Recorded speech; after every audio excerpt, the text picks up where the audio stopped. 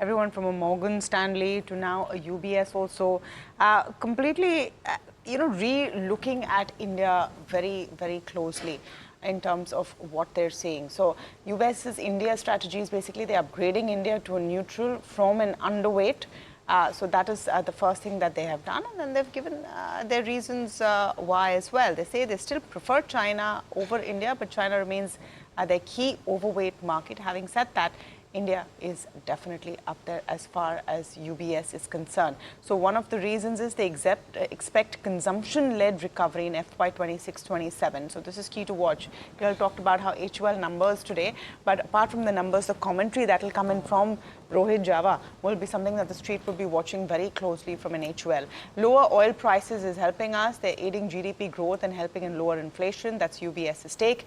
India is better placed than Asian peers to weather the US tariff impact as well. Valuations are reasonable, says UBS. They prefer financials, consumption, auto, cautious on industrials, IT and pharma. They expect an 8% upside on the Nifty 50, one-year target of 26,000, one-year target from today of 26,000. Top 6 buys are focused on domestic market, consumption-driven. They say India has margin expansion potential and industry trend is improving. So here's their top picks: Hindustan Unilever, ICICI Bank, Indigo, Sun Pharma, Trent, TVS Motors as well. The top sell stocks that have potential for consensus earning downgrades are also there. The sell stocks pricing in unrealistic assumptions. These are Asian Paints, Bajaj Finance, Cummins India and Jubilant Foodworks. So very clear list there from UBS, and you could see some reaction on some of these. Well, what are the other factors to watch? Earnings are back in focus as trade wars ease. This is something HUL talked about as well. I would watch out for what is happening on the diplomatic end and geopolitical end with India and Pakistan, because India has put out its most stringent actions on the diplomatic end against Pakistan. The Indus Water Treaty, etc., has been called off.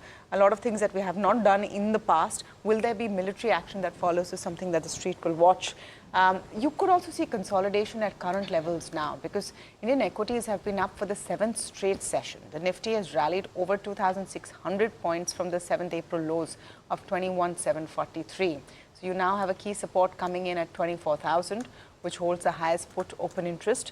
Resistance for Nifty is 24,500 to 24,550. The Bank Nifty has corrected 0.5%.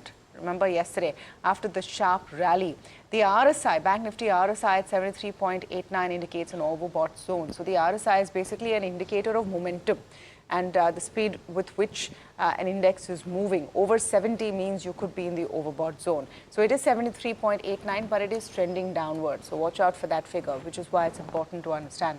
The Bank Nifty resistance is at 55,901, support at 55,186. But it's also going to be an interesting day because it's expiry day. Puneet joining in with more on that.